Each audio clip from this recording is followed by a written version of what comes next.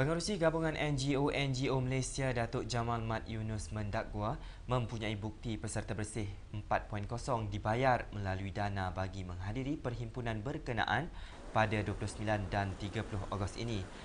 Menurut beliau, ia didedahkan oleh 37 belia yang mengaku menerima RM100 dan baki RM300 bagi menyertai perhimpunan tersebut. Mereka disyaratkan berada di Dataran Merdeka selama 2 hari di samping makan minum 4 kali sehari serta pengangkutan percuma.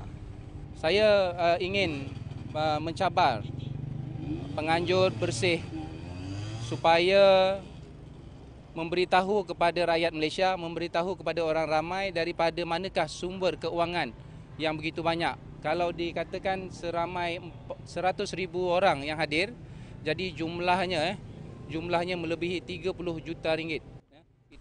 Beliau ditemui media selepas membuat laporan polis mengenai perkara itu di Ibu Pejabat Polis Tang Wangi, Kuala Lumpur.